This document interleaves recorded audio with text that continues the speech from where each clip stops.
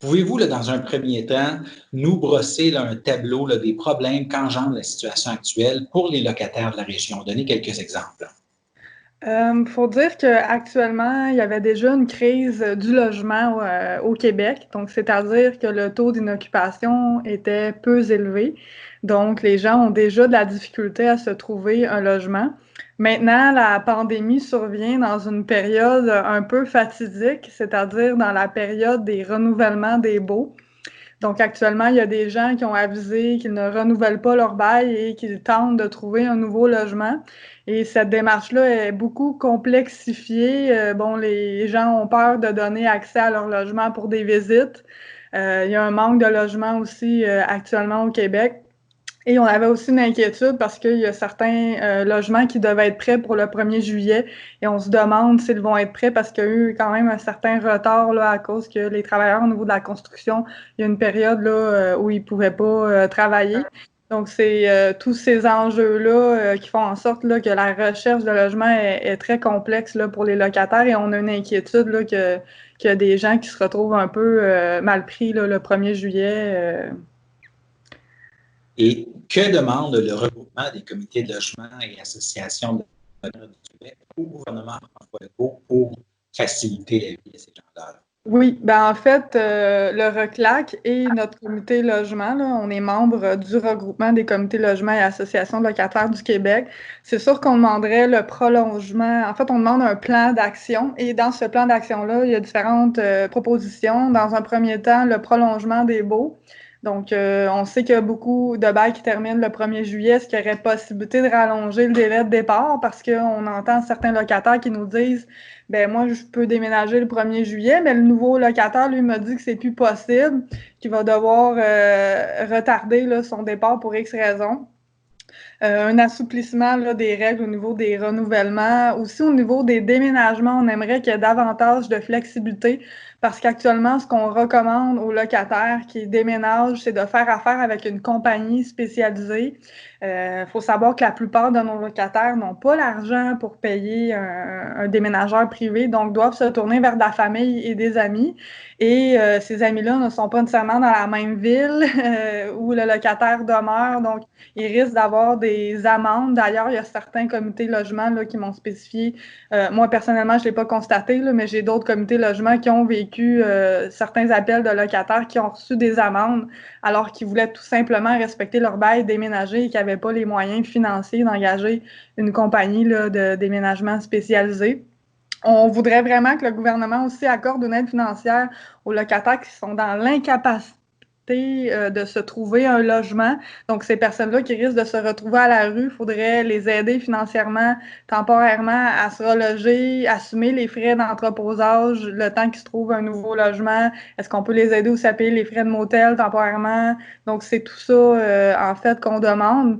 Aussi, il faut savoir qu'actuellement, la Régie du logement ne tient pas d'audience pour les causes de non-paiement de loyer afin de protéger un peu les locataires là, qui ont des difficultés financières en raison de la pandémie.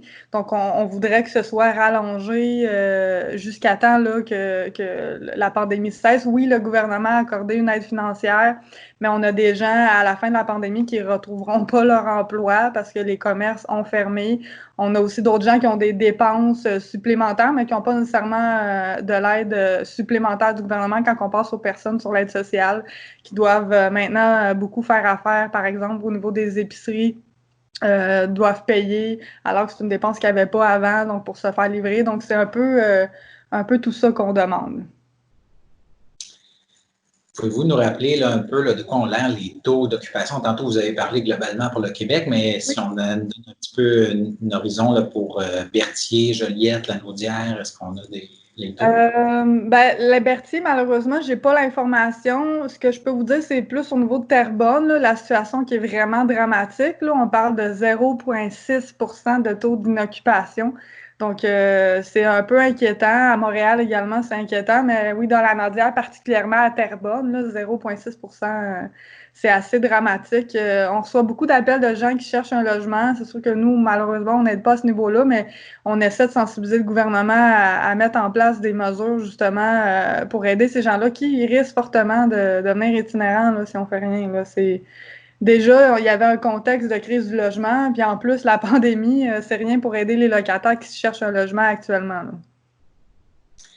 Et puis, est-ce qu'il y a aussi des cas où, par exemple, vous avez parlé qu'il n'y avait pas d'audience à la Régie du logement pour non-paiement, mais est-ce qu'il y a des propriétaires qui tentent de se faire justice eux-mêmes dans des cas de même?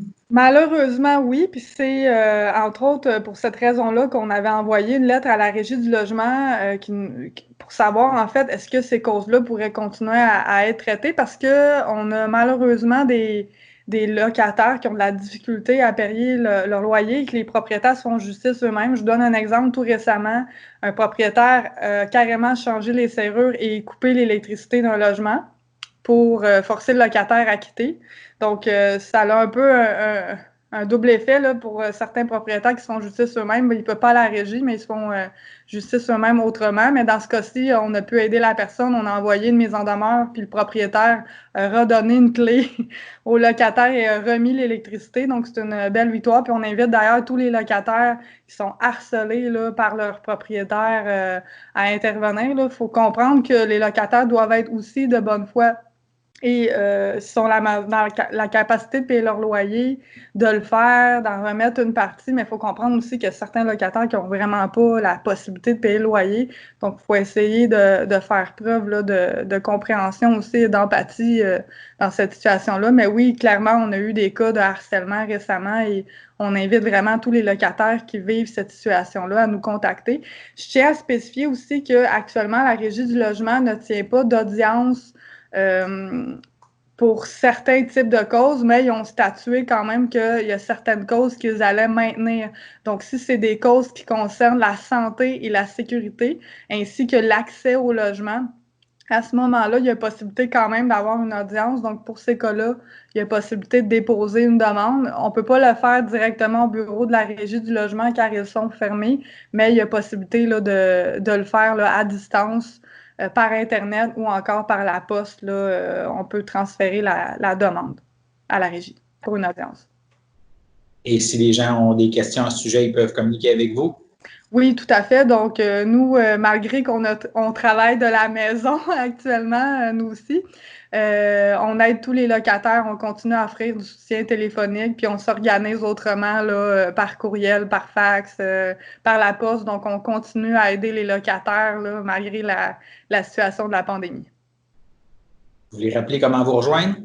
Oui, tout à fait. Donc, ils peuvent communiquer avec nous au téléphone au 450-394-1778. On est 2 employés, donc mon collègue Denis Courtemanche s'occupe de la MRC de Joliette et de Matawini. Donc, c'est le poste 1. Et pour les personnes là, de Berthierville, je vais vous inviter à me contacter, moi directement, Amélie Pelland, au poste 2. Donc, je m'occupe des MRC d'Autrey, Montcalm, Les Moulins et l'Assomption.